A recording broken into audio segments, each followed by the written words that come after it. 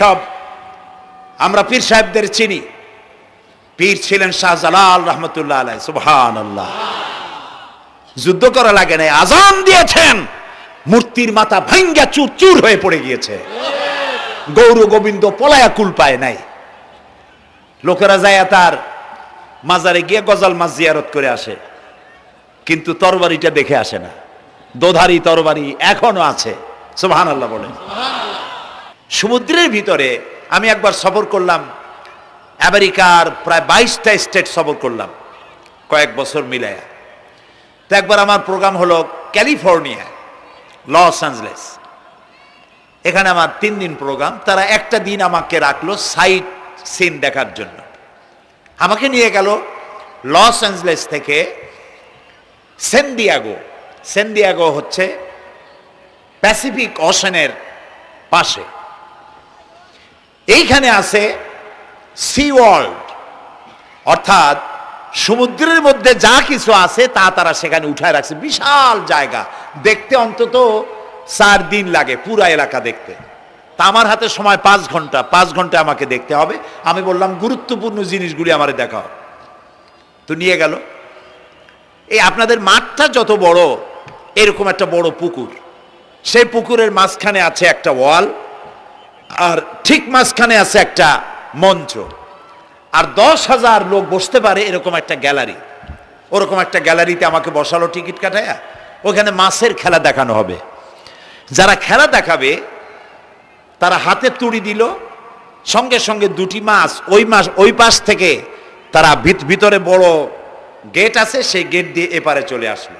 আমি লক্ষ্য করলাম খেলা যারা দেখাবে তাদের মুখের কথা, বাঁশির আওয়াজ, হাতের ইঙ্গিত মাছে বোঝে। মাছটার বুকটা সাদা, একদম সাদা, আর পেছনের দিকটা কালো। যখন উঁচু হয় তখন মনে হয় কোনো সৌদি প্রিন্স হবে। কালো কাপড় গায়ে দেয় সাদা জামার উপরে, ঠিক ওরকম মনে হয়। তো যারা খেলা দেখাবে তারা এভাবে হাতে তালি দিল, মাছেও তার 2টি পাখা নিয়ে হাতে তালি দিল, ওয়েলকাম করলো দর্শকদেরকে। অনেকগুলি খেলা দেখালো এই মাছ। এক একটা খেলা দেখাইয়া যখন স্টেজের সামনে গিয়া মাছ হা করে, তখন বড় বড় বালতির ভিতরে ছোট ছোট মাছ আছে, এই মাছগুলি 2-3 বালতি তার মুখের মধ্যে ঢুকায় দেয়। আমার কাছে মনে হলো ওর গ্রাসটা এত বড় যে আমার মতো 12-14 জন বা 15-20 জন যদি ঢুকায়, তাহলে মাছে মনে করবে যে কোনো চেলাপুটি ঢুকছে, এর থেকে বেশি কিছু মনে করবে না। এত বড় মাছ, শ্যামু ফিশ বলা হয় ওটাকে। এরপরে দেখলাম তিমি মাছ, নীল জাতীয় তিমি, যে তিমিগুলি খুব কম পাওয়া যায়, মহাসমুদ্রে এগুলি থাকে। এক একটা নীল তিমির ওজন 5,000 টন পর্যন্ত হতে পারে। এর যে বাচ্চা হয় সে বাচ্চায় দুধ খায়। তিমি হচ্ছে স্তন্যপায়ী প্রাণী। যে বাচ্চা হইল যেদিন হয় সেদিন থেকেই বাচ্চার 50 থেকে 60 মণ দুধ লাগে। কে খাওয়ায়? সুবহানাল্লাহ। দুনিয়ার কোনো গভর্নমেন্ট খাওয়ায় না।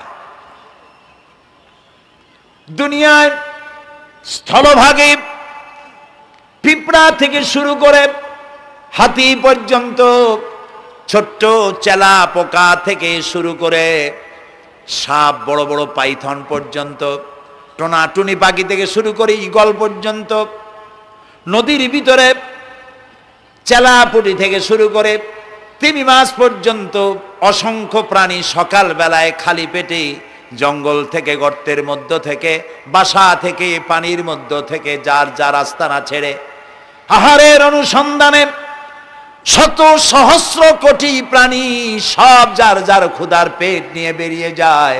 আল্লাহ রাব্বুল আলামিন বলেন, সন্ধ্যা হতে না হতে সবগুলির পেট ভরাইয়া যার যার বাসায় আমি ভিড়াইয়া দেই।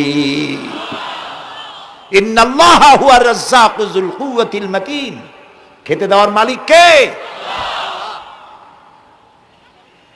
সেই আল্লাহর এই গুণকে, এই গুণাবলীকে বিশ্বাস করতে হবে। খেতে দেওয়ার মালিক তিনি কেবলমাত্র। সন্তান হয় না, দেওয়ার মালিক কে? বলেন জোরে। হাসাবার মালিক কে? কাঁদাবার মালিক কে? সুখ দেওয়ার মালিক কে? দুঃখ থেকে উদ্ধার করার মালিক কে? হায়াতের মালিক কে? মতের মালিক কে? ফাআলুন লিমা ইউরিদ। যা খুশি তাই তিনি করতে পারেন। সুবহানাল্লাহ বলে। কোন কাফ আর নুন দুটি অক্ষর, যখন যা ইচ্ছে করেন হয়ে যায়। আল্লাহর এই গুণকে বিশ্বাস করলে মানুষ শিরক থেকে বাঁচতে পারবে। মাজার মুখী হবে না মুসলমান, মসজিদ মুখী হবে তখন। আজ আমার মুসলমান একদিকে নামাজও পড়ে আর একদিকে মাজারে কাছে গিয়ে দুর্বল হয়ে যায়। আছে না? আছে কি না? মাজারগুলির কাছে গিয়ে সাহায্য কামনা করে। আমার নিজের চোখে দেখেছি মাজারে গিয়ে কিভাবে সেজদা দেয় কবরকে। বলেন নাউযুবিল্লাহ। আল্লাহ ছাড়া কাউকে রুকু সেজদা করা যায় না। যা চাবার আল্লাহর কাছে চাইতে হবে। ওয়াইজা সাআলতা ফাসআলিল্লাহ ওয়াইজা ইসতাআনতা ফাসতাইন বিল্লাহ। যা কিছু চাওয়ার আল্লাহর কাছে চাও, যা কিছু বলার আল্লাহকে বলো। সব কিছু করার মালিক তিনি। সুবহানাল্লাহ বলেন। এই জন্য মাজারের সাথে মুসলমানদের সম্পর্ক হবে না, মুসলমানদের সম্পর্ক হবে মসজিদের সাথে। কিসের সাথে বলেন জোরে? আপনি কোন অসুবিধায় পড়েছেন,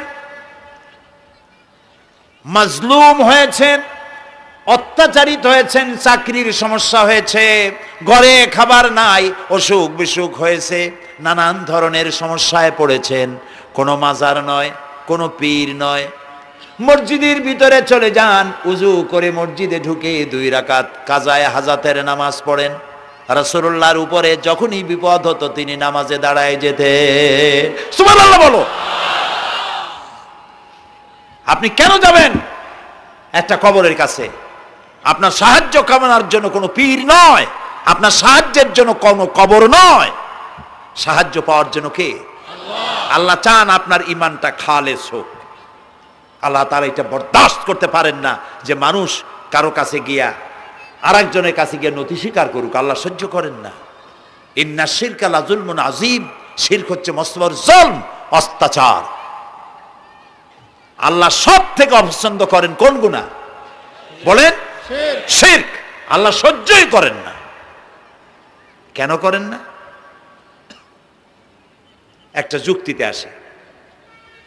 যারা বিবাহ করেছেন তাদের স্ত্রী যদি স্বামীর সাথে যে ধরনের হাসি খুশি প্রেমের আদান প্রদান করে, স্বামী ছাড়া যদি আরেকজন পুরুষের সাথে এরকমের ভাব বিনিময় করে, ফোনে কথা বলে, প্রেম করে, খুব সুন্দর করে ভালোবাসা দিয়ে যদি চিঠি লেখে অন্য পুরুষের কাছে, অথবা প্রেম নিবেদন করে, তাহলে স্বামীদের অবস্থা কেমন হবে বলেন?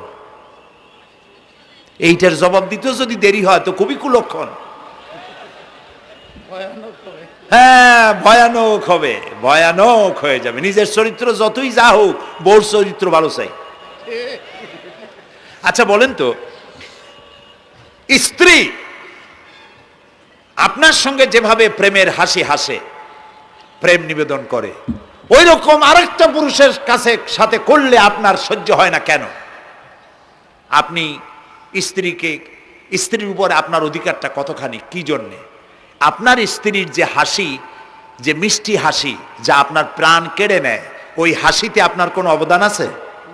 বলেন। তার যে টানা টানা চোখ, সুন্দর ভ্রু, মাথায় অনেক লম্বা চুল, শরীরটা সুন্দর, যৌবন, রূপ, এর ভেতরে আপনার কোনো অবদান আছে? হ্যাঁ আছে, একটু তো আছেই। আপনি যে মুখ দিয়ে বউটা হাসে, সেই ঠোঁটে একটু লিপস্টিক লাগাইছেন। যে চোখের জন্য আপনি পাগল, সেই চোখে একটু কাজল লাগাইছেন। শরীরটাকে পেঁচাবার জন্য সুন্দর একটা শাড়ি কিনে দিছেন। একটা শাড়ি দিয়ে, একটু লিপস্টিক কিনে দিয়ে, চুলের একটা ক্লিপ কিনে দিয়ে, একটা ভালো শাড়ি কিনে দিয়া স্ত্রীর উপরে যদি এত অধিকার আছে যে কোনদিন মৃত্যু পর্যন্ত কোন প্রেমের হাসি, ভালোবাসার আদান প্রদান আপনি ছাড়া আর কারো সাথে করতে পারবে না, এইটা যদি আপনার অধিকার এভাবে প্রতিষ্ঠিত হয়, তাহলে এই হাসি যিনি দিলেন, এই দাঁত, এই সুন্দর চোখ, এই রূপ, এই যৌবন যে আল্লাহ তাআলা দিলেন, তার সামনে কোনো পীর অথবা কবরের সামনে যদি হাত পাতে আল্লাহ বরদাস্ত করেন না। কথা কি বুঝে আসছে? কথা বুঝে আসছে? আলহামদুলিল্লাহ বলেন। আলহামদুলিল্লাহ। বুঝলেই আমাদের কষ্ট সার্থক। আলহামদুলিল্লাহ বলি আলহামদুলিল্লাহ। আমরা যেন আল্লাহরে চিনতে পারি, বুঝতে পারি। আমার বিশ্বাস করুন, কোরআন আমার সামনে, আল্লাহর কসম, কোন জীবিত পীর, কোন মৃত্যু পীর আমার ভাগ্যের ভালো বা মন্দ করার কোন অধিকার রাখে না, রাখে না, রাখে না। কোন পীর ফু দিয়ে আমার ভাগ্যকে ভালো বানাই দিতে পারবে না, পারবে না, এবং আমার একটা চুলও বাঁকাও করতে পারবে না। খাইরিহি ওয়া শাররিহি মিনাল্লাহি তাআলা। আমার ভালো আমার মন্দ করার একমাত্র মালিক কে? আল্লাহ। এক আঙ্গুল আকাশের দিকে উঁচু করে চিৎকার দিয়ে বলুন, কে? আবার বলেন, আবার বলেন, আবারও বলুন। ফাতনামা। আল্লাহ কবুল করুন, বলেন আমিন। আমার এই বক্তব্য দিয়ে আমি কোনো পীরকে অমর্যাদা করছি না। পীর সাহেবদের কাছে পীর কোনো শরীয়তের শব্দ নয়। কোরআন এবং হাদিসে কোথাও পীর বলে কোনো শব্দ নাই। এটি ফার্সি শব্দ। এই শব্দের অর্থ হলো বৃদ্ধ। তো পীর যদি বৃদ্ধ হয় ভালো কথা, তিনি যদি আলেম হন আরো ভালো কথা। কিন্তু বাপ পীর ছিল, উনিও সেই সুবাদে পীর। ইলেম নাই, তোনার নিজের কাছেই তো টর্চ নাই। আপনাকে অন্ধকারে উনিও ম্যানহোলের মধ্যে পড়বে, আপনারে নিয়ে পড়বে। আলেম হইতে হবে, পীর যদি হয় আলেম হইতে হবে, এক নম্বর কথা। দুই নম্বর কথা হলো তিনি ব্যবসায়ী হবেন না। ধর্মের নামে তিনি ব্যবসা করবেন না। তিনি মানুষকে হেদায়েতের পথ দেখাবেন। প্রয়োজনে জেলে যাবেন, প্রয়োজনে ফাঁসির মঞ্চে দাঁড়াবেন। তিনি নিজেকেই ইসলামের সব আমি করি, আর ইসলাম কারো কাছে নাই। যারা ইসলাম করলো 70-80 বছর ধরে, রাজনীতির পথ দেখালো, তারা ইসলামের দল না, ওনারটাই ইসলামের দল। এই ধরনের ফাজলামি বক্তব্য থেকে বিরত থাকতে হবে। এই ধরনের বেয়াদবিপূর্ণ বক্তব্য থেকে বিরত থাকতে হবে। আমার দোকানে খাঁটি ঘি পাওয়া যায়, আর কারো দোকানে খাঁটি ঘি পাওয়া যায় না। ইসলাম নিয়ে এই ধরনের মনোপলি বিজনেস করতে দেওয়া হবে না। প্রিয় ভাই সব, আমরা পীর সাহেবদের চিনি। পীর ছিলেন শাহজালাল রহমতুল্লাহ আলাইহি। সুবহানাল্লাহ। যুদ্ধ করা লাগে নাই, আজান দিয়েছেন, মূর্তির মাথা ভাঙ্গা চুর চুর হয়ে পড়ে গিয়েছে। গৌর গোবিন্দ পলায়া কুল পায় নাই। লোকেরা যায় তার মাজারে গিয়ে গজাল মাছ জিয়ারত করে আসে, কিন্তু তরবারিটা দেখে আসে না। দোধারি তরবারি এখনো আছে। সুবহানাল্লাহ বলেন। পীর ছিলেন হযরতে বাহাউদ্দিন নকশবন্দি, মুজাদ্দিদ আল ফিসানি রহমতুল্লাহ আলাইহি, বড় পীর আব্দুল কাদের জিলানী রহমতুল্লাহ আলাইহি, খাজা মঈনুদ্দিন চিশতি রহমতুল্লাহ আলাইহি, শাহজাহান আলী রহমতুল্লাহ আলাইহি। কত ওলিউল্লাহর মাজার দিয়ে আমার দেশ ভরা। আলহামদুলিল্লাহ কর। আলহামদুলিল্লাহ। এরা একদিকে মানুষকে মুরিদ বানায়া মুরিদের টাকা দিয়ে নিজেদের পকেট ভরেন নাই। ওনারা এরকম করতেন না, এইরকম করতেন। আর রাসূলুল্লাহ বলেছেন এই রকমের হাতের মর্যাদা নাই, এই হাতের মর্যাদা। আমি পীর দেখছিলাম, বাইতুল শরীফের পীর হযরত শাহ আব্দুল জব্বার সাহেব, আল্লাহ তাআলা জান্নাতুল ফেরদাউসের মেহমান বানায়নি। এই বাংলাদেশে শত শত মসজিদ, মাদ্রাসার এতিমখানা তৈরি করে গেছেন। সুবহানাল্লাহ। বৃষ্টির মৌসুমে চট্টগ্রামের বাড়ি তার, 14 বছর মাদ্রাসায় ওয়াজিদিয়া চট্টগ্রামে 14 বছর বুখারী শরীফ পড়িয়েছেন। কি মানের আলেম! খালি পীর না, মুরিদরা যত টাকা দিত এই টাকা দিয়ে বড় বড় মাদ্রাসা মসজিদ করেছেন। আর বৃষ্টির সময় সাথী সঙ্গী নিয়ে বস্তি এলাকায় যেতেন, পলিথিন দিয়া ছাওয়া, বাচ্চা আর তার স্বামী নিয়ে কাতরায় এক কোনায় বসে আছে, খাবার নাই, চাউল নাই, অসুস্থ, তাদের চাউল দিয়ে আসতেন, তাদের রান্না করার শাকসবজি দিয়ে আসতেন, ওষুধ দিয়ে আসতেন, হাড়ি পাতিল দিয়ে আসতেন। বন্যা হলে, তুফান হলে টাকা উজাড় করে যা মুরিদরা দিত সবগুলি উজাড় করে মানুষের খেদমত করতেন। সুবহানাল্লাহ। কাজী যারা জামায় অনেকগুলো পকেট সমানে নিতে থাকে আর ভরতে থাকে এইভাবে করে, এই ব্যবসায়ীদেরকে পরিত্যাগ করতে হবে। পীর হচ্ছে ওই সমস্ত লোক যারা নাকি ধর্মের নামে ব্যবসা করে না, বরং আল্লাহর দ্বীনকে প্রতিষ্ঠা করার জন্য কথা বলে। প্রিয় ভাই সব, আমাদের জেহেন সাফ করতে হবে, পরিষ্কার করে বুঝতে হবে আমার ভালো আমার মন্দ কে করতে পারেন? আল্লাহ। সম্রাট শাহজাহান নাম শুনেছেন? কোথার বাদশা বলেন? দিল্লির সম্রাট। সম্রাট শাহজাহান, পৃথিবী জোড়া নাম তার। কবি বলছেন, শাহনে জাহাঁ কো जिन्हें फखर से देते थे बाज वाज कब्र में है सूरह अलहम्दु की मोहताज। যে শাহজাহানকে কর দিয়া ট্যাক্স দিতে পারলে জনগণ নিজেদেরকে গৌরবান্বিত বলে মনে করত, সেই শাহজাহান কবরে শুয়ে আছে সূরা ফাতিহার মুহতাজ হয়ে আছে। সুবহানাল্লাহ। যদি কেউ আমার কবরের কাছ থেকে হাঁটে যাইতো আর একটু সূরা ইখলাস পড়ে সবরে সানি করতো, আমি কিছু পাইতাম। আহারে, এই এতিম ফকির হয়ে শুয়ে আছে। এক ফকির দিল্লি ঘুরতেছে, একজন বলছে, ভাই তোমারে তো খয়রাত করে দেখতেছি আমি সেই ছোটবেলা থেকে, খালি তুমি খয়রাত করো। একটা জিনিস আপনারা মনে রাখবেন, গরিব, আজকে যারা গরিব পরিশ্রমের মধ্য দিয়ে কালকে তারা ধনী হতে পারে, কিন্তু যারা ভিক্ষুক, যারা ভিক্ষা করে জিন্দেগিতে কোনোদিন তারা বড় হতে পারবে না। ভিক্ষা করা যাদের অভ্যাস জীবনেও বাড়ি করতে পারবে না, জীবনেও ধনী হইতে পারবে না, কিন্তু গরিব ধনী হইতে পারবে। কারণ হলো আল্লাহর কাছে দুইটা বৈধ জিনিস অত্যন্ত ঘৃণিত। কয়টা? একটা হলো তালাক আর একটা হলো ভিক্ষাবৃত্তি, মানুষের কাছে চাওয়া। আল্লাহ পছন্দ করেন না। তো ভিক্ষুক ঘুরতেছে, একটা লোক বলল, মিয়া তোমার তো সারা জীবনই খরচ করতে দেখি। খরচ করবো না, করবো কি? যার কাছে যাই সে দেয় 4 আনা 2 আনা 1 টাকা, এর বেশি তো দেয় না, তেদি আমি কেমনে বড় লোক হবো? কয় যে তুমি বাদশারে চোখে দেখো না, বাদশারে চোখে দেখো না। কয় বাদশার কাছে কি আমার মতো লোক যাইতে পারে নাকি? কল না, যাইতে হবে, যাও। বাদশা একবার যাবা, এমন দেওয়া দেবে জীবনে আর তোমার খরচ করা লাগবে না। পাতি শিয়ালের পিছনে ঘুরে তো লাভ নাই, পাতি শিয়ালে খায় মুরগি, তোমার একটা ঠ্যাং দেবে, দাঁতের খেলালের কাজ হবে না। বাঘের পিছনে ঘোরো, বাঘে খায় গরু আর হরিণ, একটা রান দিলে তুমি 1 সপ্তাহ খাইতে পারবে। কাজে ঘুরতে গিয়েও বোঝা উচিত কার সাথে ঘুরি। তো বলছে বাদশার কাছে যাও। তো বাদশারে পাবো কই? কই তো দেখলাম কেবল মসজিদে ঢুকলো।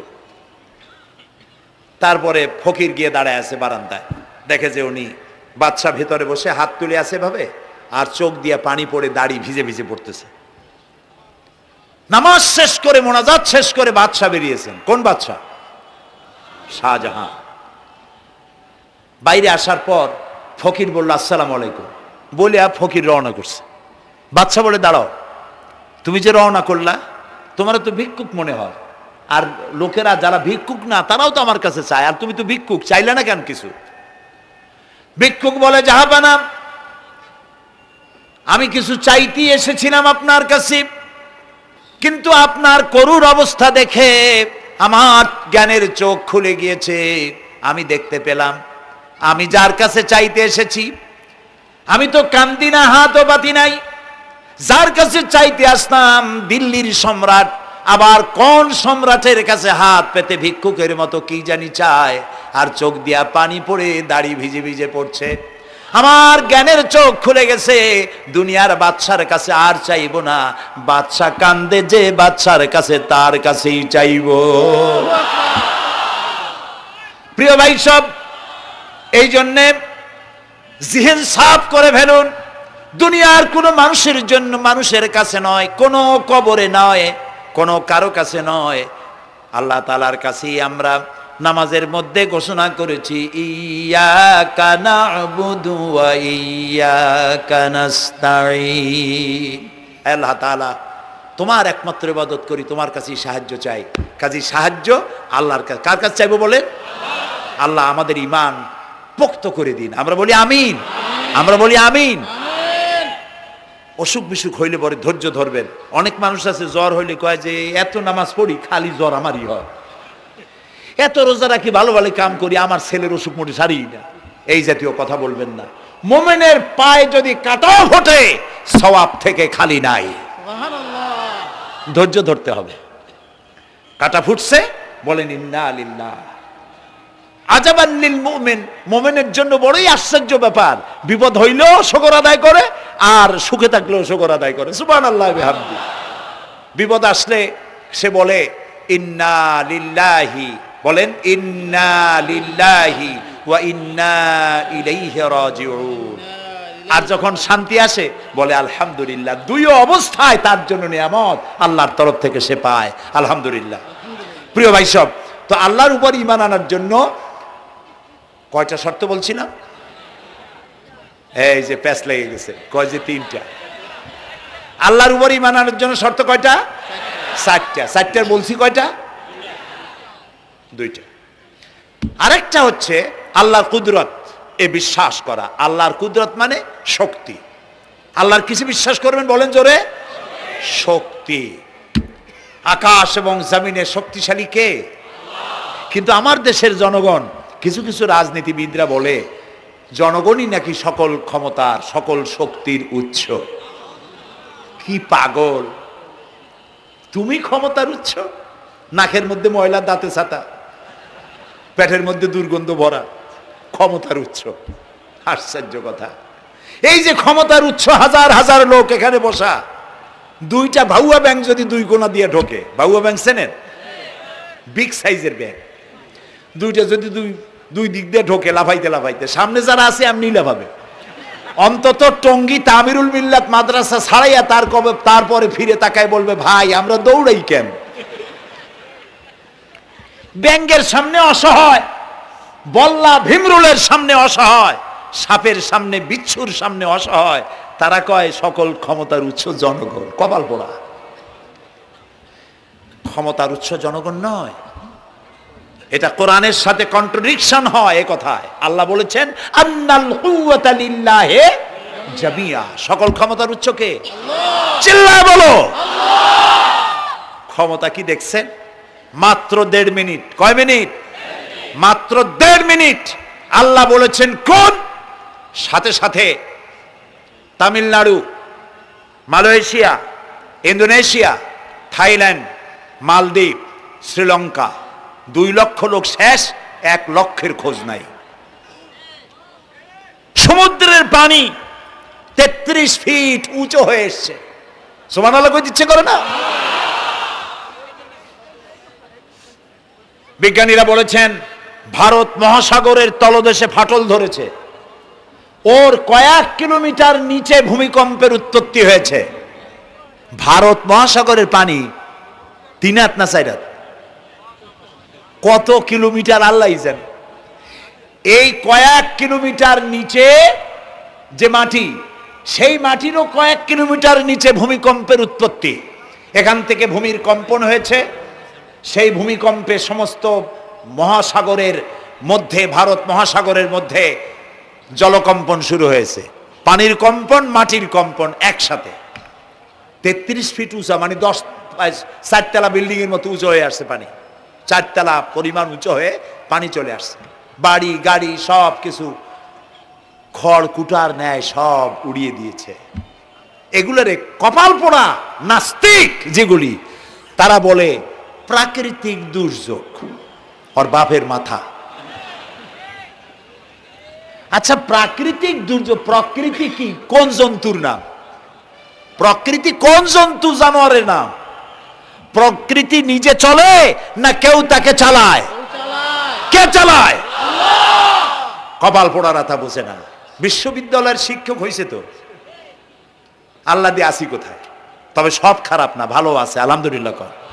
কিছু আছে কপাল পোড়া। বিশেষ করে শান্তিনিকেতনে যারা পড়াশোনা করে আসে, সাহিত্য চর্চা করে, এই সাহিত্য চর্চা করতে করতে এক পর্যায়ে কপাল পুড়ে যায়। আল্লাহরে চিনতে পারে না, সব চেনে আল্লাহরে চেনে না। আল্লাহ এখন চিনাইতেছে ভালো করে। প্রিয় ভাই সব, কওমে আদ, কওমে সামুদ, এগুলিকে আল্লাহ তারা ধ্বংস করেছেন। কিয়ামতের আগে এই যে 7টা আকাশ, এই আকাশ সম্পর্কে অবিশ্বাসীরা তারা বলেছে আকাশ বলতে কিছুই নাই, এটা নাকি অনেক দূরে, তাই নীলা নীলে দেখা যায়। কি কপাল পোড়া চিন্তা করেন, নীলা নীলা দেখা যায়। এই আকাশ মহাশূন্য। এই আকাশগুলিকে, আকাশ কয়টা? কয়টা স্তর? 7টা। এগুলি কাতাইয়ে সিজিল্লিল কুতুব। কোরআনে কারিমে আল্লাহ তাআলা বলেছেন কিতাবের পৃষ্ঠার মতো কিয়ামতের আগে একটার পর একটা ঠাস ঠাস করে পড়বে, ভেঙে চুরে চুরমার হয়ে যাবে। ওয়াইদাল বিহারু ফুজ্জিরাত, আল্লাহ তাআলা বলছেন ইদাস সামাউ ফাতারাত ওয়াইদাল কাওয়াকিবু ইনতাসারাত ওয়াইদাল বিহারু ফুজ্জিরাত। আকাশের তারকাসমূহ বিক্ষিপ্ত হয়ে পড়বে। অসংখ্য তারকারাজি, বিশাল বিশাল তারকা বিক্ষিপ্ত হয়ে পড়বে। চন্দ্র সূর্য একটার সাথে আরেকটা ধাক্কা লেগে চাঁদ আর সূর্য আলো হারিয়ে ফেলবে, একাকার হয়ে যাবে। পাহাড়গুলো উঁচু করে আল্লাহ তাআলা জমিনের উপর আছাড় মারবেন, কালিহিনিল মানফুস, তুলার মতো উড়ে চলে যাবে। সুবহানাল্লাহ বলবা না?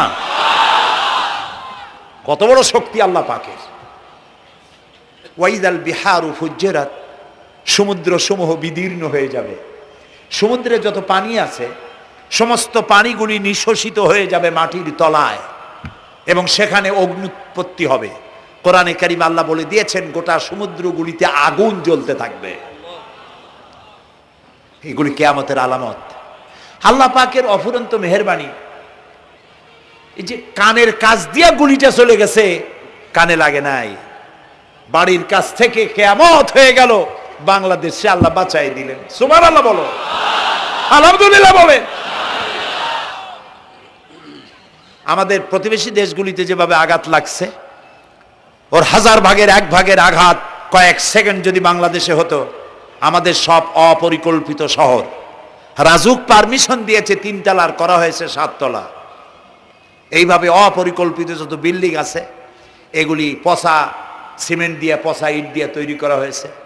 2-3 সেকেন্ডের ভূমিকম্প যথেষ্ট এই শহর লণ্ডভণ্ড করে দেওয়ার।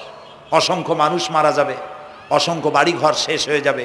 এদেরকে রেস্কিউ করার মতো মডার্ন ইকুইপমেন্টসও গভর্নমেন্টের কাছে নাই। এই জন্য আল্লাহর কাছে সেজদা দিয়া গুনার তওবা করতে হবে, আল্লাহ আমাদের মাফ করে দাও, আমার এই গরিব দেশটাকে কিয়ামত পর্যন্ত এই গজব থেকে বাঁচাও।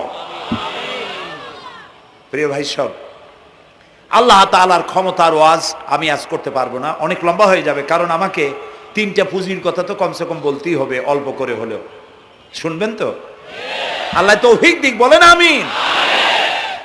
তো আল্লাহ তাআলার ক্ষমতায় বিশ্বাস করা, তার প্রচন্ড ক্ষমতা, যা খুশি তাই বলেন করতে পারেন। মরাকে জিন্দাকে মারতে পারেন, মরুভূমিতে ফুল ফুটাতে পারেন। সুবহানাল্লাহ, যা খুশি তাই করতে পারেন। এই শক্তি সহকারে আল্লাহকে বিশ্বাস করতে হবে। 4র্থ নম্বরে আল্লাহর হুকুম এবং হাকাম, আদেশ নিষেধ। আমি আল্লাহরে বিশ্বাস করি, এই কথার কোনো দাম নাই যদি তার আদেশ না মানি। এই কথার কোনো দাম নাই যদি তার নিষেধকে আমি আমার জীবনে প্রত্যাহার না করে চলতে পারি। মুসলমান বলে দাবি করার কোনো মূল্য নেই। একদিকে নামাজ পড়ি, আর একদিকে ওজনে কম দেয়, খাদ্যে ভেজাল দেয়, বেপরদা করি, মিথ্যা কথা বলা হয়, ওজনে কম দেয়, খাদ্যে ভেজাল দেয়, জমিনের আইল ঠালে আমানতের খেয়ানত করে, আল্লাহর হুকুম মানা হলো না, রসুলের আদেশ মানা হলো না। আল্লাহর উপর ঈমান আনার জন্য 4র্থ শর্ত হচ্ছে আল্লাহ যা বলেছেন মাথা নত করে মেনে নিতে হবে, বলতে হবে সামি'না ওয়া আতা'না। বলেন সামি'না ওয়া আতা'না, শুনলাম আর মেনে নিলাম। বলেন তো জোরে, শুনলাম আর মেনে নিলাম। সুবহানাল্লাহ বলেন। মুমিনেরা এই প্রশ্নই করবে না মদ হারাম কেন, মুমিনেরা এই প্রশ্নই করবে না জুয়া হারাম কেন, মুমিনেরা এই প্রশ্নই করবে না জেনা হারাম কেন। একটাই জবাব, মদ হারাম কেন? আল্লাহ হারাম করেছেন তাই হারাম। জেনা হারাম কেন? আমার আল্লাহ হারাম করেছেন তাই হারাম। জুয়া হারাম কেন? আমার আল্লাহ হারাম করেছেন তাই হারাম। কোনো যুক্তি নাই। যুক্তির, আল্লাহর নিষিদ্ধ জিনিসে যুক্তি তালাশ করে কেবলমাত্র শয়তান। আল্লাহর আদেশ নিষেধের যুক্তি তালাশ করে কে? শয়তান। মুমিনের কাজ হলো সামি'না, বলেন, ওয়া আতা'না, শুনলাম আর মানলাম, বাস, শেষ কথা, খালাস। এই গেল 4টি শর্ত পুরো হয়ে গেল। এই 4টি শর্ত যদি পূরণ করতে পারি তাহলে আল্লাহরে বিশ্বাস করছি এটা প্রমাণিত হবে, এটা জাস্টিফাই হবে, এটা সত্যতা প্রমাণ হবে যদি আল্লাহর হুকুম মতো। 1 নম্বরে হলো, আমি আবার কথাটা প্যাকেট করে দিই যাতে করে আপনারা বাড়ি নিয়ে যাইতে পারেন। আল্লাহর উপরে ঈমান এনেছি, এই কথাটাকে কমপ্লিট করার জন্য শর্ত কয়টা? 4টা। 1 নম্বরে আল্লাহর অস্তিত্বে বিশ্বাস, বলেন আল্লাহর অস্তিত্বে বিশ্বাস। 2 নম্বরে আল্লাহর গুণাবলীতে বিশ্বাস। 3 নম্বরে আল্লাহর ক্ষমতায় বিশ্বাস। 4 নম্বরে আল্লাহর আদেশ এবং নিষেধে বিশ্বাস মান্য করে চলা। আল্লাহ যেন এই তৌফিক আমাদের দেয়, বলেন আমিন। আল্লাহ রাব্বুল আলামিন দুনিয়ায় শান্তি, আখিরাতে জাহান্নাম থেকে মুক্তি দেওয়ার জন্য আল্লাহ পাক আমাদেরকে একটা ব্যবসার কথা বলেছেন। ওই ব্যবসায় পুঁজি কয়টা বলেন? 3টা পুঁজি। বলছি কয়টা? দেখেন যে কেমনি প্যাঁচ লাগে। বলছি মাত্র একটা, সে একটা ডাল বার করছি 4টা। এবার আসেন মূল পয়েন্টে। এবার দ্বিতীয় পয়েন্ট, রসুলের প্রতি ঈমান। আমরা তো রসুলের প্রতি ঈমান আনছি কিনা বলেন? রসুলের প্রতি ঈমান এনেছি। আমাদের এই ঈমান যথেষ্ট নয়, কারণ আমাদের ঈমান হলো রবিউল আউয়াল মাসে ঈমান তাজা হয়, ঠিক না? ঠিক না? রবিউল আউয়াল মাস যখন আসি, ব্যানারটা নাই, শামিয়ানাটা নাই, রাস্তাগুলিতে ফ্ল্যাগ লাগাই আর আলোকসজ্জা করি। মন্ত্রীরা আসেন, নেতারা আসেন, সিরাতুন নবী মাহফিলে দাঁড়ায় বলেন নবীর আদর্শ অনুসরণ করা ছাড়া উপায় নাই। অথচ ওনার পা থেকে শুরু করে মাথা পর্যন্ত নবীর আদর্শ নাই।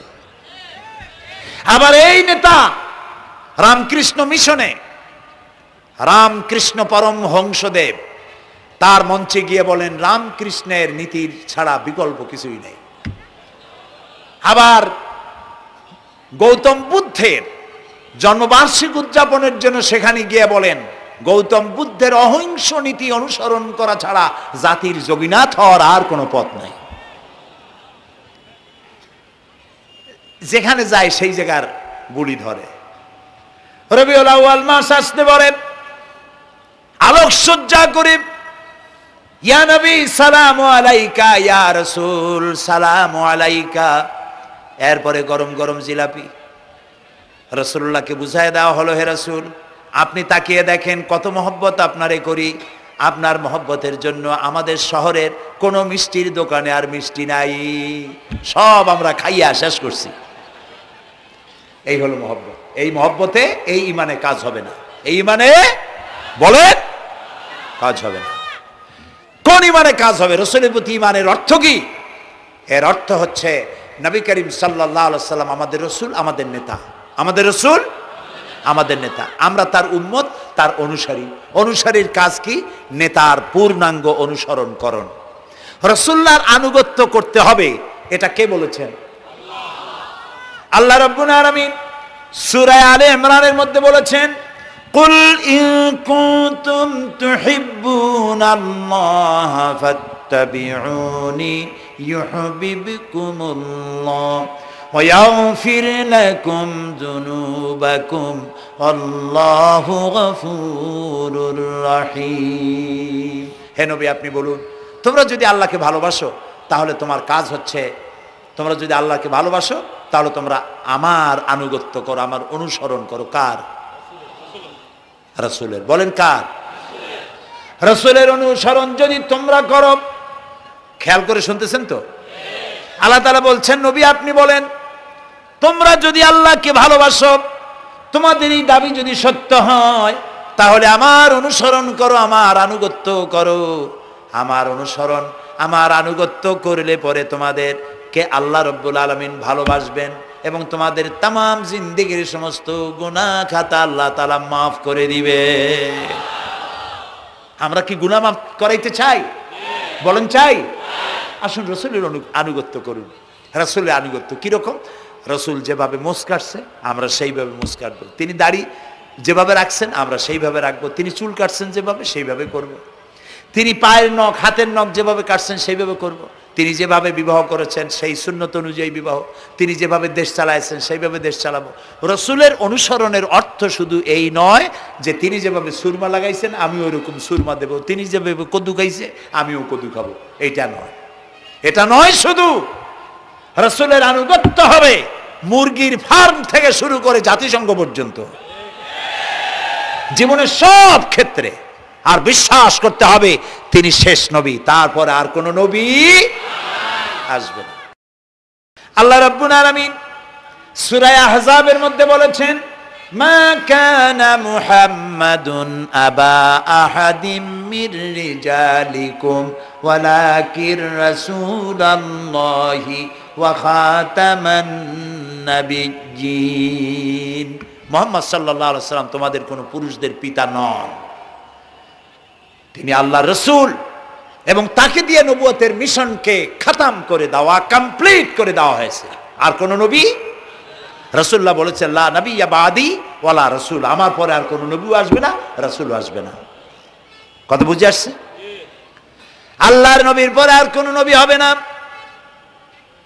আল্লাহর নবী বলেছেন একটি ইমারত তৈরি করে তার ভিতরে একটা ইট যদি খালি থাকে, একটি ইটের জায়গা যদি শূন্য থাকে, তাহলে সকলের চোখে ধরা পড়বে। ওই ইটখানা দিলে পরে বিল্ডিংটা কমপ্লিট হয়ে যায়। নবুয়তির যে ইমারত আল্লাহ তৈরি করেছিলেন, ওর ভিতরে একটা ইটের অভাব ছিল। আল্লাহ পাক আমাকে দিয়ে সেই শূন্য জায়গা পূরণ করে দিয়ে নবুয়তের মিশনকে কমপ্লিট করে দিয়েছেন। রাসূলুল্লাহ বলেছে আমার পরে আর কেউ নবী হবে না। পৃথিবীর সব মুসলমানদের আকীদা মুহাম্মদ সাল্লাল্লাহু আলাইহি ওয়াসাল্লামের পরে যদি কেউ নবুয়তের দাবি করে সে কাফির, হাজার বার কাফের। তারা যারা তাকে যারা নবী মানবে তারাও রাসূলুল্লাহ বলেছেন আমার পরে 30 জন মিথ্যেবাদী নবুয়তের দাবি করবে। তার মধ্যে একজন তো দাবি করছে রাসূলের জীবদ্দশায়, একটা ছিল মেয়ে লোক আর একটা ছিল পুরুষ। পুরুষটার নাম ছিল মুসাইলামা কাযযাব, নামই ছিল কাযযাব। কাযযাব মানে মিথ্যাবাদী। দেখছেন অবস্থা, নামই মিথ্যাবাদী। উম্মতেরা কইল যে আপনি তো একজন নবী, আমরা সৌভাগ্য আর দুর্ভাগ্য হোক আপনারা নবী বলে মানলাম। মুহাম্মদ সাল্লাল্লাহু আলাইহি ওয়াসাল্লামের কাছে প্রায় জিবরাইল আসে আর ওহী আনে, আর আপনি আমাদের কোনো ওহী দিতে পারলেন না পর্যন্ত। কয় যে কেবল না নবী হইলাম, অপেক্ষা করো, ওহী আসবেন। বেশ কিছুদিন যাওয়ার পর খুব চিন্তা ভাবনা করে কয় যে ওহী একটা আসছে। উম্মতেরা সব দৌড়ে আসছে, কি ওহী? কয় যে এইমাত্র শেষ রাত্রে জিবরাইল আসছিল, আইসে আমারে কয়ে গেল একটা সূরা নাজিল করলো। সূরাটা কি? ইন্না আতাইনাকাল আকাক ফাসাল্লি লিরাব্বিকা ওয়াজআক ইন্না শানিয়াকা হুয়াল আবলাক। উম্মতেরা কয় সর্বনাশ, এই সূরা পড়তে গেলে তো আমরা কাইসা মরে যাব। এর অর্থ তো খুব বিকায়দা। কি কি সূরা নাজিল হইল আপনার উপরে? ইন্না আতাইনাকাল আকাক মানে আমি তোমাকে হুতুম পেশা দান করেছি, সুতরাং তুমি তোমার প্রভুর উদ্দেশ্যে নামাজ পড়ো আর চিৎকার মারো, কারণ তোমার শত্রুরা সাদা এবং কালো বর্ণের। আমরা তো আগামাথা কিছু বুঝলাম না, কি ওই? আচ্ছা ঠিক আছে, পয়গম্বর মুহাম্মদ সাল্লাল্লাহু আলাইহি সাল্লামকে তার উম্মতেরা নিয়ে যায় তাদের বাগানে, মাঝে মধ্যে নিয়ে যায়। নিলে পরে যে কুয়ায় পানি থাকে না, শূন্য কুয়া পানিতে ভরে যায়। যে গাছতলা দিয়ে তিনি হেঁটে যান, যে খেজুর গাছে খেজুর নাই, সেই গাছতলা দিয়ে রাসূল হেঁটে গেলেন, গাছে ফল ধরে যায়। আপনি তো এরকম কিছু দেখাইতে পারেন না। তোমরা তো আমার নেও না, চলো না যাই। নিয়ে গেছে, যাইয়া দেখে যে কুয়ার পাড় দিয়ে যায়, যে কুয়ায় পানি থাকে তা থাকে না, শুকায় যায়। যে গাছতলায় দিয়ে যায় ওই গাছে খোরমা থাকলে সাথে সাথে খড়গুলো ঝরে যায়। উম্মতের কয় কি একটা কপাল পড়া নবী পাইলাম বাগে। আল্লাহ তারে শেষ করছে দুনিয়া থেকে, জাহান্নামে চলে গেছে। সেই মহিলাটাও গেছে, সেও গেছে। রাসূলুল্লাহ বলেছেন এইরকম 30 জন মিথ্যাবাদী নবুয়তের দাবি করবে কিয়ামতের আগ পর্যন্ত। গোলাম আহমদ কাদিয়ানী, এ হলো ইতিহাসে আমরা যদ্য পাই তার পর্যন্ত 28 জন হয়েছে। মুহাম্মদ সাল্লাল্লাহু আলাইহি সাল্লামের ইন্তেকালের পর ওকে নিয়ে হয়েছে 28 জন। কয়জন হইল? বাকি আছে কয়জন? তাই বলে কিয়ামত যে এই 2 জন হইলি আগামী বছর বা 5-6 বছরের মধ্যে কিয়ামত হবে ওইটা চিন্তা করেন না। এই পৃথিবীতে একটা লোক আল্লাহ শব্দ উচ্চারণ করার যদি থাকে, কিয়ামত সে পর্যন্ত হবে না। সুবহানাল্লাহ। সুতরাং বহুত দেরি আছে কিয়ামতে। তবে ওর মতো আরো শয়তান 2 জন আসবে। গোলাম আহমদ কাদিয়ানী বলল আমি পয়গম্বর, আমি নবী, আমার উপরে ওহী আসে। তো তার সঙ্গে ওই যুগের বড় আলেম মাওলানা আতাউল্লাহ শাহ বুখারী রহমতুল্লাহ আলাইহি, তিনি বললেন আচ্ছা তুমি যে নবুয়তের দাবি করো, এই শক্তি তুমি পাও কই? কয় যে আমার শক্তি তো কোরআন, কোরআনের মধ্যেই আছে আমার কথা। কোথায়? কয় সূরা সফের মধ্যে আছে, ইয়াতি মিন বাদি ইসমুহু আহমদ ঈসা আলাইহিস সালাম আমার ব্যাপারে ফোরকাস্ট করেছেন, ভবিষ্যৎবাণী দিয়েছেন যে আমার পরে একজন আসবে, তার নাম হবে আহমদ, আমি তো সেই আহমদ। মাওলানা বুখারী বলছেন বেকুব, ঈসা আলাইহিস সালাম যার কথা বলেছেন তার নাম, ঈসা আলাইহিস সালাম যার কথা বলেছেন তার নাম হলো ফকাত আহমদ, আর তোমার নাম হলো গোলাম আহমদ। তাহলে এতে করে বোঝা যায় ঈসা আলাইহিস সালাম যার কথা বলেছেন তুমি সেই আহমদের গোলাম, তো তুমি নবুয়তের দাবি করো কেন? গোলাম আহমদ কয় যে হুজুর আমার নামের আগে গোলাম বৈশা একটু সমস্যা হয়েছে, ঠিক, তো গোলামটারে যদি বাদ দেই তাহলে তার আপনি আপত্তি করতে পারেন না আমি আহমদ থাকি আর আপনি আমার উম্মত হয়ে যান। আমি আমার কথা ঈসা আলাইহিস সালাম বলেছেন। মাওলানা বুখারী বলছেন দেখো তোমার ফতোয়া অনুযায়ী তুমি বলছো নামের প্রথম অংশ বাদ দিয়া শেষের অংশ নিয়ে তোমার উপর ঈমান আনতে, তাহলে আমি আমার নাম আতা আল্লাহ, তোমার ফতোয়া অনুযায়ী আমার নামের প্রথম অংশ বাদ দিলাম, আতা গেছে, থাকছে আল্লাহ, আর আল্লাহ হয়ে বলছি তোর মতো গাধারে আমি নবুয়ত দেই নেই। এরপর এই শয়তানের মউত হলো কোথায় বলেন, কোথায়? পায়খানার ভিতরে। এই কাদিয়ানীরা, গোলাম আহমদ কাদিয়ানী কাফের, ওরে যারা নবী বলে মানে তারাও কাফের। প্রিয় ভাই সব, পৃথিবীর 48টি মুসলিম দেশ কাদিয়ানীদেরকে নন মুসলিম মাইনরিটি হিসাবে ঘোষণা দিয়েছে রাষ্ট্রীয়ভাবে। সৌদি গভর্নমেন্ট আইন পাশ করেছে কিয়ামত পর্যন্ত কাদিয়ানীরা মক্কা মদিনায় প্রবেশ করতে পারবে না। বিগত 100 বছরের ভিতরে কোন কাদিয়ানী মক্কা মদিনায় ঢুকতে পারে নাই। আজকে বাংলাদেশে খতমে নবুয়তের আন্দোলন নতুন কিছু নয়, দীর্ঘদিন থেকে এই উপমহাদেশে খতমে নবুয়তের আন্দোলন চলছে, এই আন্দোলন চলবে যতদিন পর্যন্ত সরকারের পক্ষ থেকে তাদেরকে নন মুসলিম মাইনরিটি ঘোষণা না করা হচ্ছে, আন্দোলন চলবেই। এদের লাশ রাস্তায় ফেলায় দিবা আর 14 কোটি মুসলমান তাকিয়ে তাকিয়ে দেখবে, তা বিশ্বাস করো না। খতমে নবুয়তের আন্দোলন যারা করেন এই জাতির 14 কোটি মুসলমানের সমর্থন তাদের পেছনে রয়েছে। কাজী তাদের ব্যাপারে উচ্চবাচ্য কথা বলতে গিয়ে ব্যারিস্টার হন, আইনজীবী হন, যেই হন, খতমে নবুয়তের আন্দোলন যারা করে তাদের ব্যাপারে কথা বলতে গিয়ে মুখ সামনে কথা বলবেন। এদেশের মানুষ শহীদ হয়ে যাবে, কাদিয়ানীদেরকে বরদাস্ত করবে না। আমাদের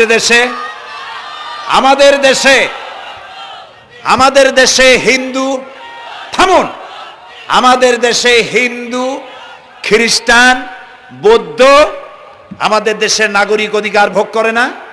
আমাদের সমান নাগরিক অধিকার তারা ভোগ করে। কাদিয়ানীরাও হিন্দু খ্রিস্টানদের মতো নন মুসলিম মাইনরিটি হিসেবে এদেশে বসবাস করে নাগরিক সুবিধা ভোগ করবেন, কোনো অসুবিধা নাই। কিন্তু আপনি মুসলমান বলে দাবি করবেন না, শেষ নবী মানবেন না, আমরা এই ব্যাপারে কিয়ামত পর্যন্ত আপোষ করব না। কেবলমাত্র মূর্খ, দালাল, হারামখোর তারাই কাদিয়ানীদের পক্ষ অবলম্বন করতে পারে, ইমানদারেরা পারে না।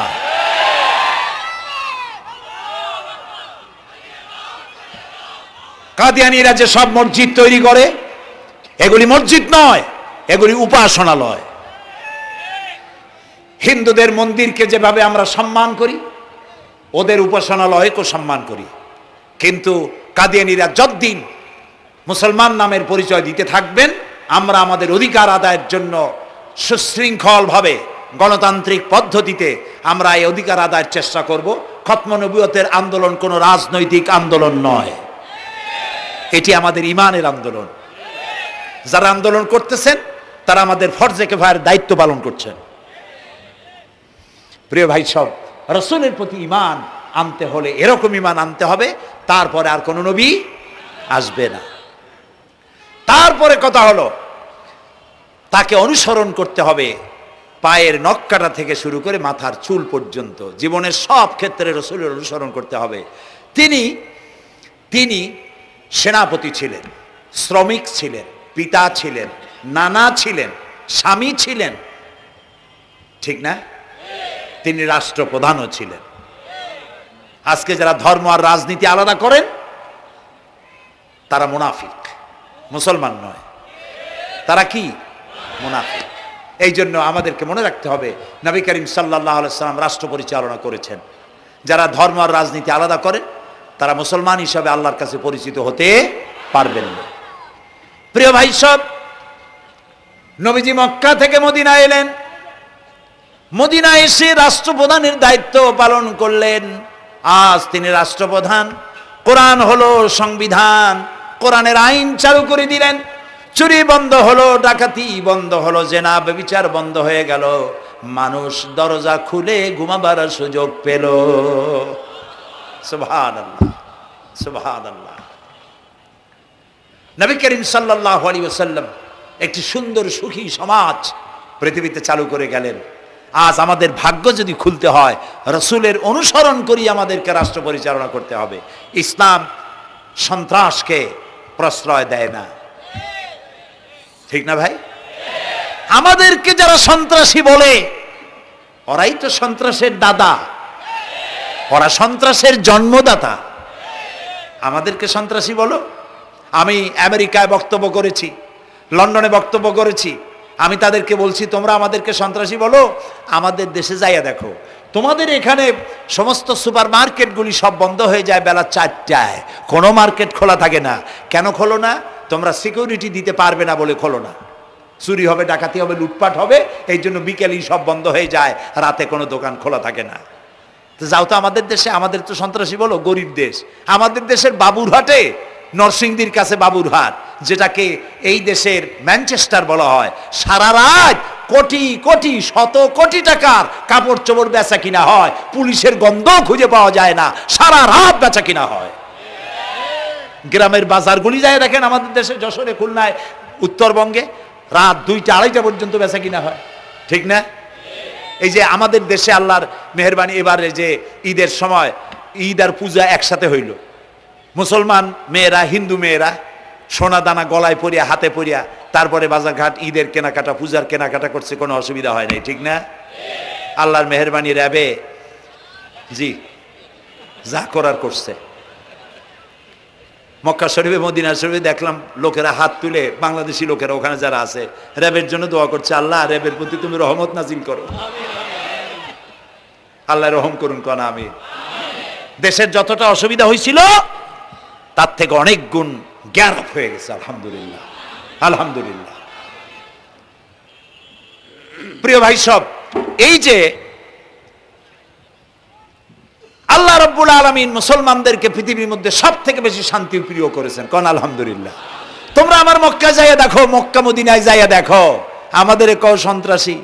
মক্কা মদিনায় লক্ষ লক্ষ মানুষ এই যে সব চলে গেছে, এখন কোথায় গেছে? সারা পৃথিবী থেকে মানুষের এখন ছুটছে ছুটছে, পৌঁছে গেছে, আর পথে আছে, প্লেনে আছে, নদীতে আছে, গাড়িতে আছে।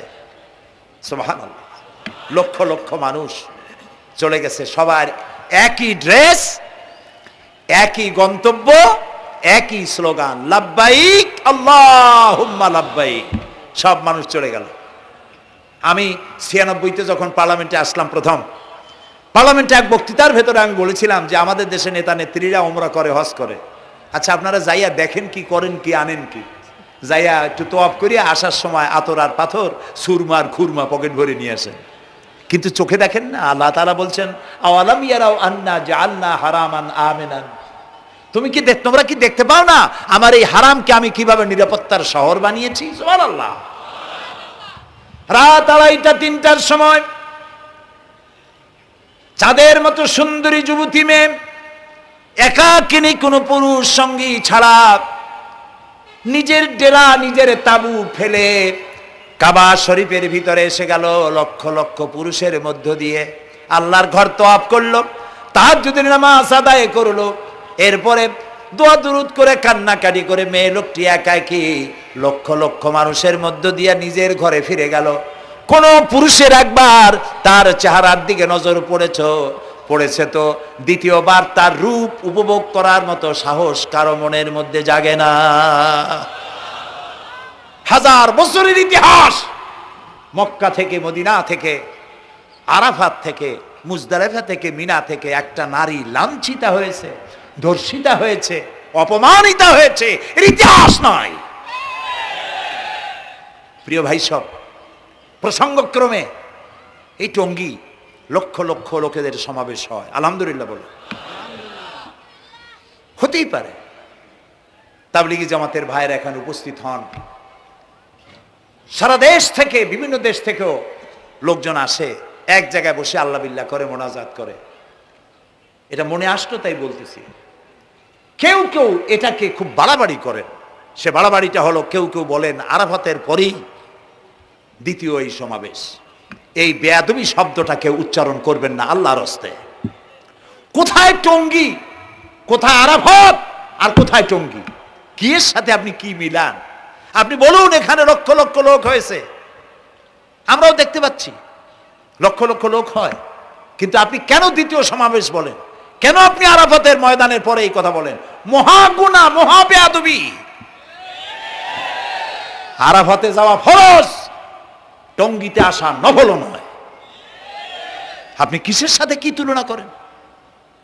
জিন্দিগিতে এই চিন্তা করবেন না। কিছু কিছু লোক আছে গ্রামের মধ্যে, অবশ্য কোনো আলেম, কোনো মুরব্বীরা এইসব কথা বলেন না।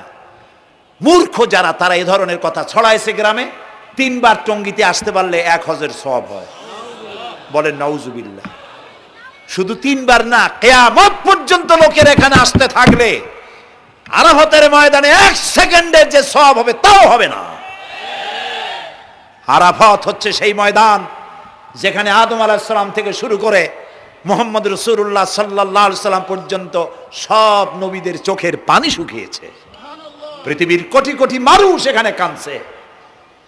আর আল্লাহ রাসূল বলেছেন, আল হাজ্জুল মাবরুর লাইসা লাহুল জাযাউ ইল্লাল জান্নাহ। একটা কবুল হজের সওয়াব আল্লাহর কাছে বেহেশত দেওয়া ছাড়া আর কিছুই নেই। মান হাজ্জা লিল্লাহ ফালাম ইয়ারফুস ওয়ালাম ইয়াফসুক রাজাকা ইয়াউমিন ওয়ালাদাতহু উম্মুহু, রাওয়াহুল বুখারী। বুখারী শরীফের হাদিস।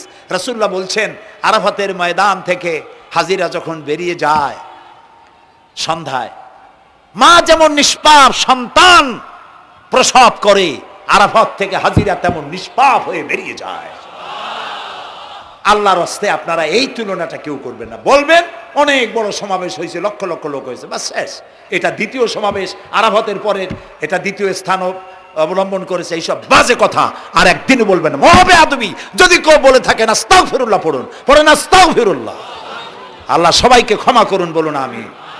এখানে আসলে দোয়া কবুল হবেই, কোনো গ্যারান্টি নেই, কোনো গ্যারান্টি নাই। কিন্তু রাসূলুল্লাহ বলেছেন আরাফাতের ময়দানে দোয়া কবুল হয়। রাসূলুল্লাহ বলেছেন আল্লাহর ঘরের কাছে দাঁড়ায়া, মুলতাজিমে দাঁড়ায়া এমন কোন দোয়া করি নাই যে আল্লাহ কবুল করেন নাই। কাজে এই সব চিন্তা করবেন না। প্রিয় ভাই সব, রসুলের প্রতি ঈমান আনতে হলে রসুলের জীবনকে জানতে হবে। রসুলের জীবন আমরা অনেকেই জানি না। বাংলা ভাষায় বহুত বইপত্র বেরিয়েছে রসুলের জীবনী সংক্রান্ত। মেহেরবানি করে কিনবেন এবং পড়বেন। রসুলের প্রতি ঈমানের অর্থ হলো রসুলুল্লাহর পা থেকে শুরু করে মাথা পর্যন্ত সবটা আমল করা এবং তাকে মোহাব্বত করা। রসুলকে কি করবো আমরা? কি মোহাম্মদ সে ওয়াফা তুনে তু হাম তেরে ये जहाँ चीज ही क्या लोह कलम तेरे हैं। মোহাম্মদ সাল্লাল্লাহু আলাইহি সাল্লামের সঙ্গে যদি তুমি মহব্বতের কানেকশন জুড়িয়ে দিতে পারো, তার অনুসরণ আর অনুকরণ যদি করতে পারো, আকাশ আর জমিন তো দূরের কথা, লোহ কলম পর্যন্ত আল্লাহ তোমার জন্য করে দেবে। নবী করিম সাল্লাল্লাহু আলাইহি সাল্লামের উপর ঈমান আনার অর্থ হলো তার অনুসরণ অনুকরণ করা। 3 নম্বরে ওয়াতুজাহিদুনা ফি সাবিলিল্লাহি বিআমওয়ালিকুম ওয়া আনফুসিকুম। আল্লাহর রাস্তায় লড়াই করো জান দিয়া আর মাল দিয়া। কি দিয়া কোন তো? জান দিয়া আর মাল দিয়া। আমরা কিন্তু বলি হুজুর আসি আপনার সাথে, আপনার পিছনে আসি, জানটা দিয়ে দেব। এই মানুষেরা খুব চালাক। আপনি জান দিলে তো মাল থেকে যাবে। আগে দেবেন কি? মাল, পরে দেবেন জান। মাল দিতে হবে, জান দিতে হবে আল্লাহর দ্বীন প্রতিষ্ঠার জন্য। রাসূলুল্লাহ জীবন দিয়ে, সাহাবায়ে কেরাম জীবন দিয়েছেন, রাসূলুল্লাহ রক্ত দিয়েছেন, দান মোবারক শহীদ হয়েছে। আমি দেখেছি ওহদের মাঠে, আমি ওহদে যখন সফর করেছি, আল্লাহ বহুবার নিয়েছেন আলহামদুলিল্লাহ, আমাকে সেখানকার একজন আলেম মদিনার, তিনি আমাকে নিয়ে গেলেন ওহদে বেশ কয়েক বছর আগে। ওহদে গিয়ে দেখলাম, আমাকে দেখালো যে নবী করিম সাল্লাল্লাহু আলাইহি সাল্লামের যেখানে দান শহীদ হয়ে গিয়েছিল, দাঁত মুবারক শহীদ হয়েছে, রাসূলুল্লাহ বেহুশ হয়ে পড়ে গেছিলেন। তাকে হযরতে আবু বকর, হযরত ওমর, হযরত ওসমান এই তিনজনে উঁচু করে নিরাপদ জায়গায় নেওয়ার জন্য দৌড়াচ্ছিলেন।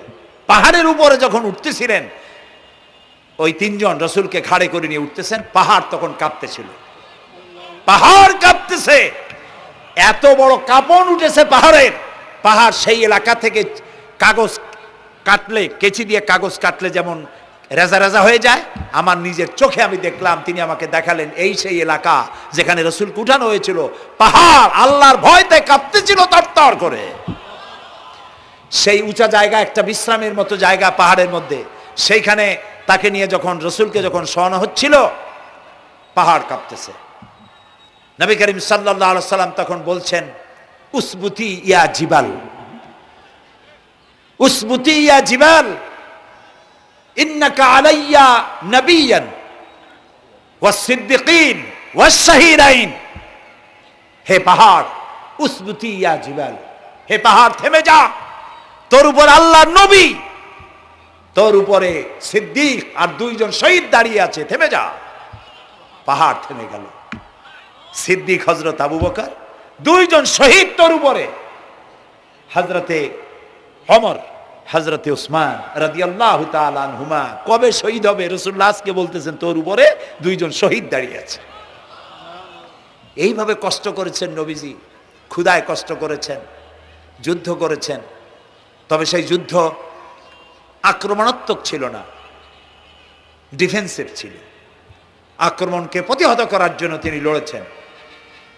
প্রিয় ভাই সব, এত কষ্ট করার পর তিনি যে দিন কায়েম করে গিয়েছিলেন, আল্লাহ তাআলা বলছেন, ওয়াতুজাহিদুনা ফি সাবিলিল্লাহি, আল্লাহর রাস্তায় লড়াই করো জান দিয়ে আর মাল দিয়ে আমার দ্বীনকে প্রতিষ্ঠা করার জন্য। যদি তোমরা ইসলাম বুঝে থাকো, এরই মধ্যে তোমাদের জন্য কল্যাণ নিহিত রয়েছে। সুবহানাল্লাহ বলেন, এরই মধ্যে কল্যাণ।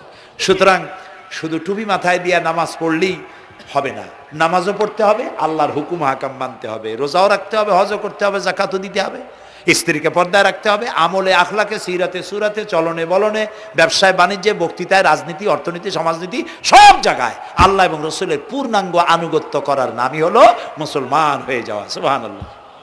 এই মুসলমান হইতে পারবো আমরা? আল্লাহ যেন তৌফিক দেখেন, আমিন। সবাই বলেন আমিন। আমি এখন আপনাদের নিয়ে মোনাজাত করব। মোনাজাতের আদব বসা, দাঁড়ানো ভাইয়ের একটু বসেন। এই যত মানুষ দাঁড়ায় আছেন, মেহেরবানি করে একটু বসেন। আমি কিন্তু একবারও বলিনি আপনারা বসেন।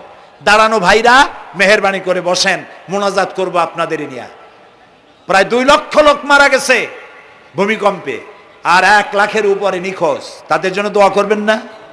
যে আল্লাহ আমাদের বাঁচাই দিলেন, তাদের জন্য, তার জন্য দোয়া শুকর আদায় করবেন না? সুতরাং বসেন, বসতে বলছি, দাঁড়াতে বলিনি। মোনাজাতের জন্য সবাই বসেন, আর একটু জোরে সরে জিকির করেন, লা ইলাহা লা ইলাহা।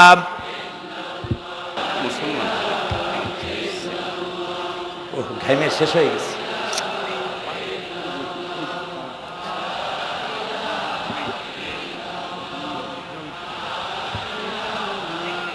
বয়স কত? বাড়ি কোথায়?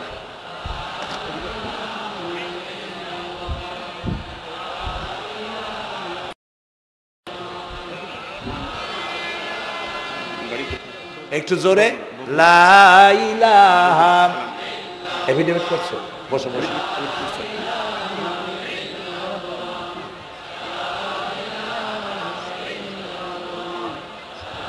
আচ্ছা, আমি তো মোনাজাতের কথা বলছি। মোনাজাত থুয়ে যদি কেউ হাঁটে, তো এটা একটা বড় বদকিসমতির ব্যাপার। এত মানুষ একসাথে আল্লাহর কাছে মোনাজাতের লোভ কিভাবে সামলান? কেমনে হাঁটেন? এক যুবক ইসলাম কবুল করার জন্য আসছে, টঙ্গিতেই থাকো।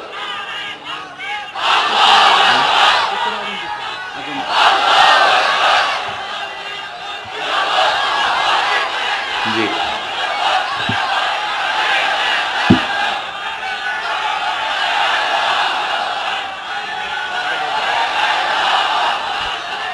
এই ছেলেটি বাড়ি হলো বগুড়ায়, থাকে উত্তরায়। এই ছেলের বাপের নাম শ্রী সুধীর চন্দ্র সরকার, আর তার নাম হলো চঞ্চল কুমার সরকার। বর্তমান নাম পছন্দ করেছে বশির উদ্দিন। বলো লা ইলাহা ইল্লাল্লাহু মুহাম্মাদুর রাসূলুল্লাহ। আল্লাহ ছাড়া কোনো ইলাহ নাই, মাবুদ নাই, উপাস্য নাই। মুহাম্মদ সাল্লাল্লাহু আলাইহি ওয়াসাল্লাম আল্লাহর প্রেরিত রাসূল। আশহাদু আন লা ইলাহা ইল্লাল্লাহু ওয়াহদাহু লা শারীকা লাহু ওয়া আশহাদু আন্না মুহাম্মাদান আবদুহু ওয়া রাসূলুহু। আমি সাক্ষ্য দিচ্ছি আল্লাহ ছাড়া কোনো ইলাহ নাই, মাবুদ নাই, উপাস্য নাই। তিনি এক, তিনি একক, তার কোনো অংশীদার নাই। আমি আরো সাক্ষ্য দিচ্ছি মুহাম্মদ সাল্লাল্লাহু আলাইহি ওয়াসাল্লাম আল্লাহর বান্দা এবং তার প্রেরিত রাসূল। বলো আসসালামু আলাইকুম। আপনারা জবাব দেন। এই ছেলেটি এখন আমাদের মধ্যে নিষ্পাপ। আমাদের সকলের আমলনামায় পাপ আছে। রাসূলুল্লাহ বলেছেন, যখন একজন মুশরিক ইসলাম কবুল করে, কালেমা পড়ে, বিশ্বাস করে, অর্থ সহকারে উচ্চারণ করে, তার পিছনের সমস্ত গুনাহ খাতাকে আল্লাহ তাআলা মাফ করে দেন। সুতরাং আমরা তার জন্য দোয়া করি, আল্লাহ যেন তাকে খাঁটি মুসলমান বানায় দেন। আমরা সবাই বলি আমিন। প্রিয় ভাই সব, মোনাজাতের পর এশার আজান হবে। আমরা বা জামাত এশার নামাজ পড়ে যাব ইনশাআল্লাহ। বলেন ইনশাআল্লাহ। এত বড় জামাত আমরা কোথাও পাবো না, এবং জীবনে আরেকটা জামাত এরকম পাবো তার কোনো নিশ্চয়তাও নাই। ঠিক না ভাই? নামাজ আমরা আদায় করে যাব 5 ওয়াক্ত। কি বলে, এখানে সারা জীবন 5 ওয়াক্ত নামাজ সঠিকভাবে আদায় করব, আর এশার নামাজ আমরা এখানে জামাতে আদায় করে যাব। আর এই বিশাল মাহফিল তৈরি করতে অনেক খরচ হয়েছে। আপনারা নিশ্চয়ই দেখতে পান এত বড় প্যান্ডেল করতে কত টাকা খরচ হতে পারে, এবং তারা প্রচেষ্টা করেছে। আপনারা এই লাইটিং, মাইকিং, প্যান্ডেল, স্টেজ, তারপরে পোস্টার, গেট ইত্যাদি তৈরি করতে বহু টাকা খরচ হয়েছে। আপনারা যাওয়ার সময় মেহেরবানি করে তাদেরকে চতুর্দিকে ড্রাম এবং চাদর নিয়ে লোকেরা দাঁড়িয়ে থাকবে, আপনারা আল্লাহর হস্তে তাদেরকে কিছু সহযোগিতা করে যাবেন। রাজি আছেন? আপনারা রাজি আছেন? আল্লাহ আপনাদেরকে তৌফিক দিন। মা বোনেরা যারা এসছেন, মা বোনদের জন্য আজকে তেমন কোনো কথা বলতে পারলাম না, তবে যা বলেছি নারী এবং পুরুষ সকলের জন্য সমভাবে প্রযোজ্য। আপনাদের জন্য একটু বেশি করতে হবে। এই রাসূলুল্লাহ বলেছেন, আল মারআতু ইজা সাল্লাত খামসাহা ওয়া সামাত শাহরাহা ওয়া আতাআত বালাহা ওয়া আহসানাত ফারজাহা। রাসূলুল্লাহ বলেছেন, যেসব মহিলারা 5 ওয়াক্ত নামাজ সঠিকভাবে আদায় করে, রমজান মোবারকের রোজা রাখে, সতীত্বের হেফাজত করে, স্বামীর আনুগত্য করে চলে, কিয়ামতের দিন ওই সব মহিলারা আল্লাহর জান্নাতের যে দরজা দিয়া খুশি সেই দরজা দিয়া জান্নাতে প্রবেশ করতে পারবে। সুতরাং আপনারা এই কথাগুলি মেনে চলুন, আল্লাহ আপনাদেরকে তৌফিক দিন। আমি মোনাজাত করব এখনই, আপনারা যাওয়ার সময় সকলে সহযোগিতা করে যাবেন। আর নামাজের জন্য একটি বই আছে, চরিত্র গঠনে নামাজের অবদান। আমরা যে নামাজ পড়ি অনেক সময় নামাজ হয় না। রাসূলুল্লাহ বলেছেন, সাল্লু কামা রাআইতুমুনি উসাল্লি। নামাজ পড়ো সেইভাবে যেভাবে আমাকে নামাজ পড়তে দেখো। জীবনের শ্রেষ্ঠ ইবাদত নামাজ, তাই যদি সঠিক না হলো তাহলে পণ্ডশ্রম হয়ে যাবে। এই জন্য নামাজ কিভাবে মানুষের চরিত্রে অবদান রাখে, আর নামাজটা কেমনে পড়তে হবে, রাসূলুল্লাহ কিভাবে পড়েছিলেন, সেটি আমার এই বইটিতে লেখা আছে। এটি চরিত্র গঠনের নামাজের অবদান। এখানে লাইব্রেরি আসছে, কোথায় আপনারা খুঁজে বের করে সেটা নিয়ে যাবেন। আর একটি হলো সূরা লোকমান। সূরা লোকমানের 2টা রুকুর তাফসীর করেছিলাম আমি চট্টগ্রামে, মাত্র 2 রুকুর তাফসীর। এই 2 রুকুর তাফসীর 5 দিনে শোনার পর 48 জন হিন্দু, বৌদ্ধ, মুসলমান হয়ে গিয়েছিল। যাকাত সম্পর্কে, মা বাপের অধিকার সম্পর্কে হযরতে লোকমান তার সন্তানকে যে নসিহত করেছে, সেই নসিহত 9টা নসিহত ছিল। ওই নসিহতগুলি আল্লাহর এত পছন্দ হয়েছে যে আল্লাহ তাআলা নিজে লোকমানের নসিহত কোরআন শরীফে উঠাই দিয়েছে, সুবহানাল্লাহ। সুতরাং আমার নিজের, আমার সন্তানদের ভালো করার জন্য এই নসিহতগুলি দরকার। এটির নাম যারা ক্যাসেট থেকে উদ্ধার করেছে, নাম হলো তাফসিরে সাঈদী লোকমান, সূরায়ে লোকমান। এ পর্যন্ত 4টা তাফসির বেরিয়েছে তাফসিরে সাঈদী নামে, যেগুলি আমি তাফসির করেছি চট্টগ্রামে, সেগুলি এসব বই ওখানে পাওয়া যাবে। এই বইগুলি আপনারা লাইব্রেরি থেকে, এখানে মোবাইল লাইব্রেরি এসছে ঢাকা শহর থেকে, সন্ধান করে আপনারা নিয়ে যাবেন। আল্লাহ তাআলা আপনাদেরকে তৌফিক দান করুন। যাওয়ার সময় মাহফিলকে সাহায্য করে যাবেন, আর নামাজে সালাতুল ইশা আদায় করে যাবেন। আল্লাহুম্মা আমিন।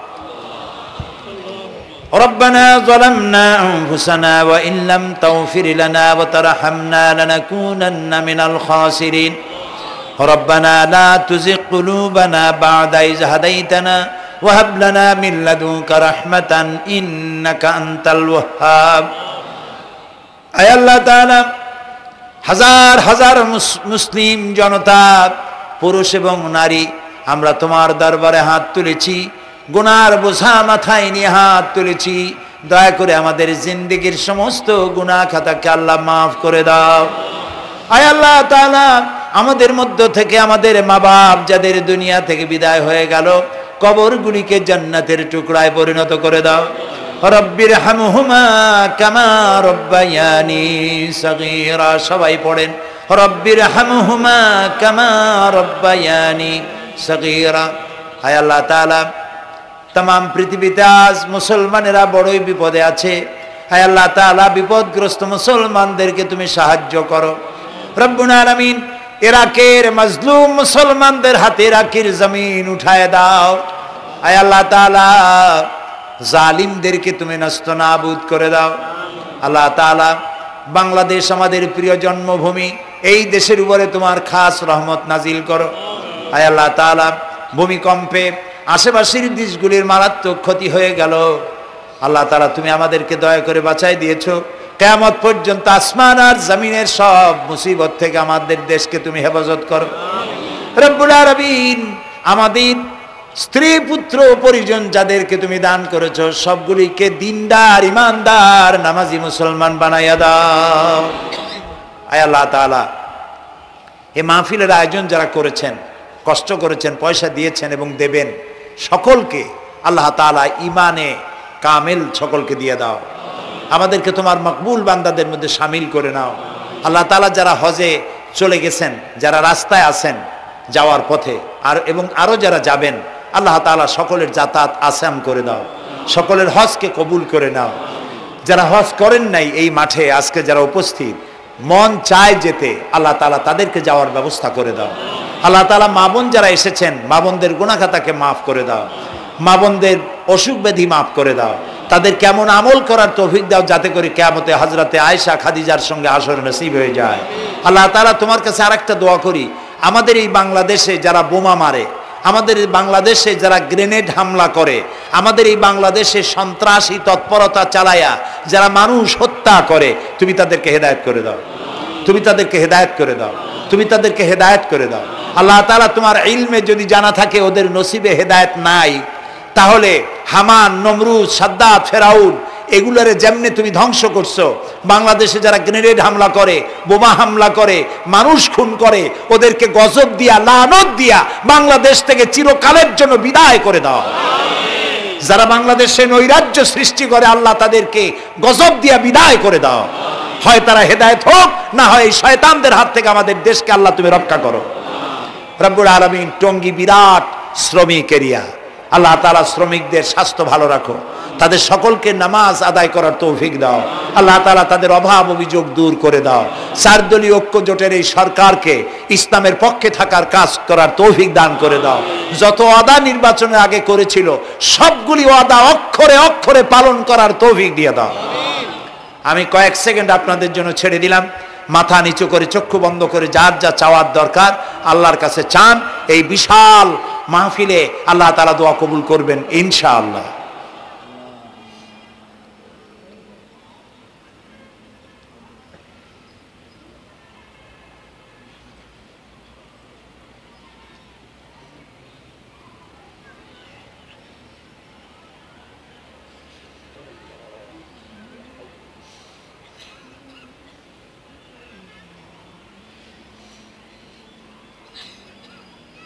হায় আল্লাহ, তোমার আরশে আজিম থেকে তুমি দয়া করে তোমার রহমতের নজর দিয়ে টঙ্গীর এই মাঠের দিকে তাকাও।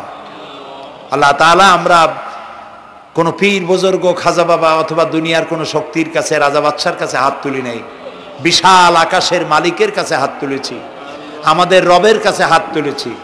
তুমি বলেছো দুনি আস্তাজিবু লাকুম, আমারে ডাকো আমি সাড়া দেব। আল্লাহ তাআলা, আমরা ডাকতেছি, তুমি দয়া করে সাড়া দাও। আমরা ডাকতেছি, আমাদের ডাকের সাড়া দাও মাবুদ। আমাদের যাদের রোগ ব্যাধি আছে আল্লাহ দয়া করে শেফায়ে আজেলা দাও, শেফায়ে কামেলা দাও। আল্লাহ তোমার কাছে আর একটা বিনীত দোয়া করি, আল্লাহ তুমি আমাদের জন্মসূত্রে যেসব নিয়ামত আমাদের শরীরে দিয়েছো, নাক, কান, চোখ, হার্ট, কিডনি, চলৎ শক্তি, বলার শক্তি, আল্লাহ মৃত্যুর আগ পর্যন্ত শরীরের এসব নিয়ামতের একটাও ছিনায় নিও না বাবু। আল্লাহ তাআলা, তুমি আমাদের প্রতি দয়া করো, মেহেরবান হও। মাহফিলের আয়োজন যারা করেছেন আল্লাহ তাদের এই কষ্টকে তুমি কবুল করে নাও। কিয়ামতের দিন কোরআনের সুপারিশ আমাদের জন্য নসিব করে দাও। ربنا تقبل منا إنك أنت السميع العليم وتب علينا إنك أنت التواب الرحيم سبحان ربك رب العزة عما يصفون وسلام على المرسلين والحمد لله رب العالمين واجعل آخر كلامنا عند الموت لا إله إلا الله محمد رسول الله। السلام عليكم ورحمة الله।